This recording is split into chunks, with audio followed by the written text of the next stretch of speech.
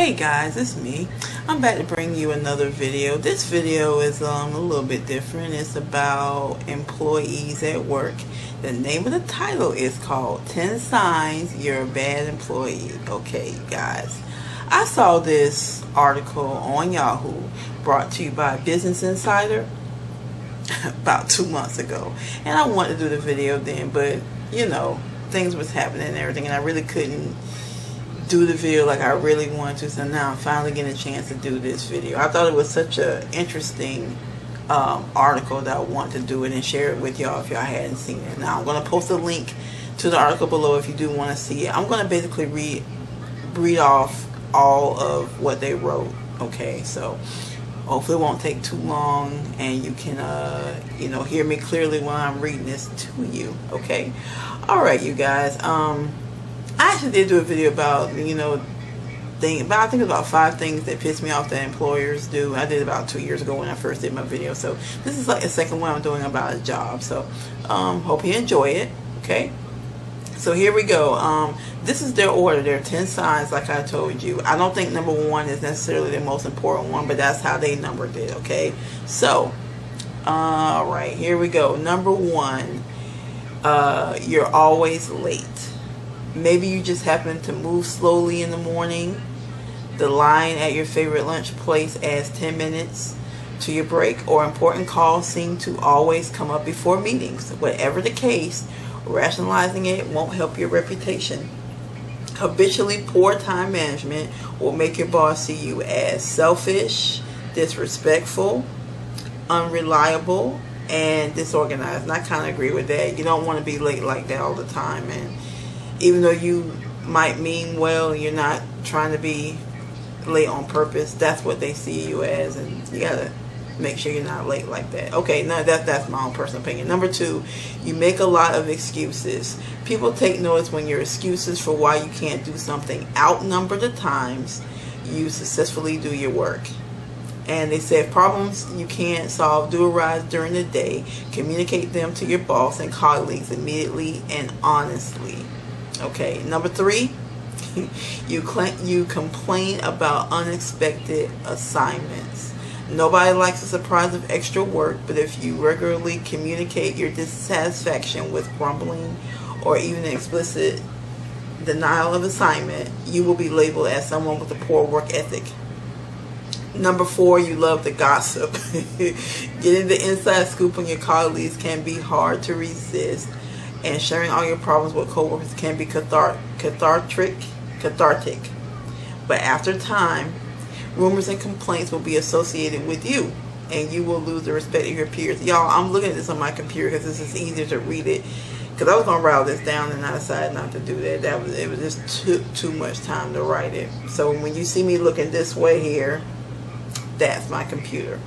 Okay, number 5, you're convinced you're the smartest person in the office. They're saying, let's just assume that you are as brilliant as you think you are. You're still part of a team. And arrogant employees, y'all take heed. Arrogant employees who don't respect the corporate hierarchy aren't going to last very long. Okay. Number 6, you don't believe in your company's mission or values. If you're regularly making snarky remarks about what your employer stands for, your colleagues will likely have a hard time trusting your judgment on decisions. If you separate yourself from your company, then your employer is going to catch on and could separate from you. You guys, I'm on the fence about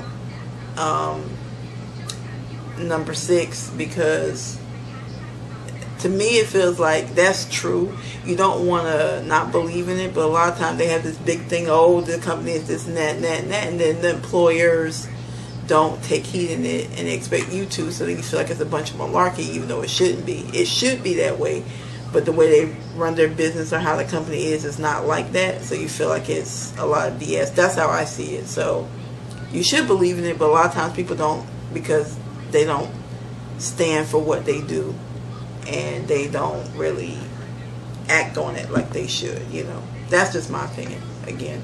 Okay, number 7, you're noticeably less productive than your colleagues. If your boss seems to be spending more time with you than your coworkers, and these colleagues are consistently having to assist you, your employer may eventually determine that trying to improve your performance is a waste of time and money. That's unfortunate. Okay, number 8. Your colleagues clearly don't enjoy working with you. If it seems like coworkers aren't making eye contact with you or are uncomfortable when working with you on a project, it may actually be because they are afraid of you, or at least characterize you as a bad team player. If you're too aggressive or pushy, you'll come to be seen as a quote-unquote lone wolf that no one wants to deal with. Yeah, and trust me, if people don't want to work with you, you are considered a bad employee. I agree with that. Number 9, you find yourself regularly apologizing to clients or having your boss do it for you. This one might be a little bit more similar in certain work, like if you work for maybe like an office job or things like that. Maybe not all lines of work have this one, concerning what you might do for a living and what your position is. Okay, it says everyone makes mistakes, but it seems like your customers are regularly dissatisfied with your work. Your employer is going to start seeing you as a danger to the company. So that's number 9. Okay, number 10, you can't take no for an answer.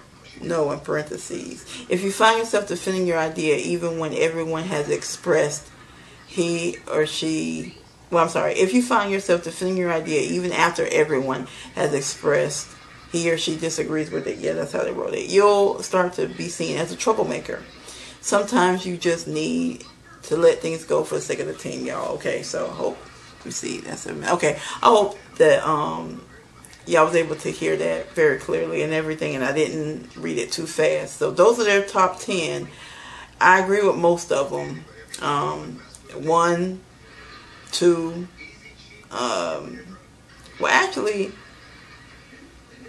yeah, all of them are pretty much can apply to almost any job, except for maybe, like I said, 9, depending on what kind of position you have. All the other ones can almost be related to any job that you have. So those are the top 10 that they say make you a bad employee. Now, I forgot to put this in the first part of my video. I got a couple of my own that I think makes you a bad employee too.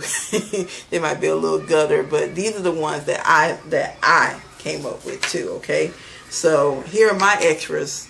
Tia's extras are being a bad employee. There are 6 of them. Okay. Number 1, the ass kisser. Yes, the one that, the ones that feel like they have to kiss your ass for everything. The employees kissing their manager's ass. Oh, I'll do this for you. I'll do that for you. Yeah. You know, the extra beyond what you shouldn't have to do. Want to be in good with the boss. Everything they do, they want to wipe your feet, scratch your hair. You know, that's the ass kisser. Now, you can have to kiss ass every now and then to get to the top, you know. But the ass kisser that kisses ass all the time, no, to me that makes you a bad employee. Ass kisser. Okay. Mine, number 2, the snitch. Now listen, you guys.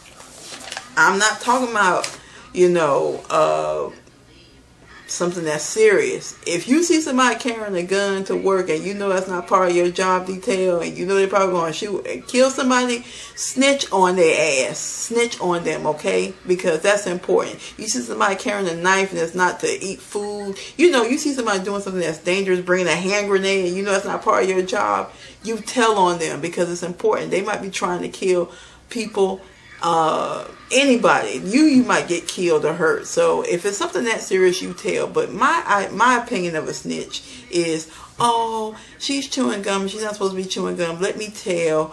Oh, he or she is not wearing the right shoes. Let me tell on them. Oh, they're not supposed to be on their cell phone. Let me tell on them. To me, that's a snitch. Those are the ones that are bad employees. Ones that they can kind of turn the other head. Don't worry about that. Trust me, if they're doing those kind of things on the regular, somebody in upper management will find out and let them know that's the wrong thing. I don't think you should tell on people that are doing those kind of things because it's not a big deal to me in my book. That's what we used to call a tattletale back in the day. Y'all remember the word tattletale? That's a tattletale. When you just want to, you know, tell on people for little things like that, I don't think it's worth it. And to me, that's what I call a snitch. So yeah, a snitch in that way is a bad employee. Number 3, the two-faced one, you guys. That's the one that, I'm just saying how much time I have left. That's the one that will pretend that they're your friend and then talk about you behind your back like they don't like you. Deep down, they don't like you. They're just pretending to like you. To me, that's the kind of person, that's in anything, as an employee or as a person. But as far as employee, yeah, we don't need no two-faced people. If you don't like me, if you don't like that person, don't pretend to like them. Just speak and keep it moving. You don't have to go out of your way to pretend you like them and then talk about them behind their back. If you're talking about behind their back, then you don't like them. Just you know, don't pretend that you are a friend of them, or that you like them generally, and you don't. Don't be two-faced. To me, that's a bad employee. Okay. Number 4, the backstabber, which is similar to being two-faced. They smile in your face and want to take your place. Them backstabbers. But yeah, backstabber is somebody that pretend they're your friend and turn around and do wrongdoing, and you know, you either find out about it or you don't find out. Like, oh, okay, well, I'll do this for you, and they turn around and sabotage you, make you look bad, make you look like a bad employee. Say they're going to do things for you, and they do all the wrong things, when in reality, you think that they're your friend. Those are the people that are backstabbers, which is, again, is similar to two-faced. Backstabbers more like they actually do things to make you look bad, do things to hurt you, as opposed to a two-faced person that talks about you. So they're similar, but still different. So backstabber is, to me, a bad employee. Okay, let me see. Number 5, the miserable one, which was similar to the one in here when it says people don't want to be around you. You guys, that's the one that no matter when you see them, no matter what day it is, every time you come in, they're miserable. How you doing? How you doing? They're always miserable about everything. People are going through stuff in life anyway. Most people are. But most people can hang it up at the door. They don't let it affect their work or whatever. I mean, you know, unless it's serious stuff. Everyday things that you're miserable about, people don't want to be around you. They just suck all the energy out of you. And they make you feel unhappy and miserable because they're miserable. And I'm talking about these people that are like this all the time. You can't even have a good conversation with them because they're miserable about something that's going on in their life every day of the week. Never smile, never happy. And you wonder why they are still there at their job. Probably because they do their job well. But those are the people that you don't want to be around that much because they suck all the positive energy out of you. And anytime you want to try and even talk to them or try to help them, you can't because they're just that miserable. So to me, that makes you a bad employee. Okay, and the last one, Mr.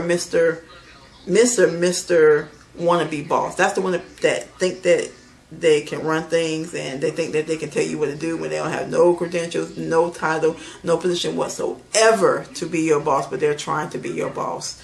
That's the ones that just think they are. That's the ones that people can't stand and they don't want to be around, and that's the people that you avoid too, because they're just on the same level as you and they're telling you what to do as a boss. And you guys, that's the end of mine. Of the ones that I think that I wanted to add on. So let me know what you think. Do you agree with the 10 signs that Yahoo gave? Do you like the ones that I came up with? Can you think of any more? Do you feel like you're one of these people? You know, let me know what you think, okay? You guys, I'm sorry because I got to make this under 15 minutes. I'm at 14. Okay, so that's it, you guys. I want to thank you for watching. I hope you have a good day, a good night, and take care, and I hope to see you in the next video, all right? Okay, everybody, until then, take care. Bye.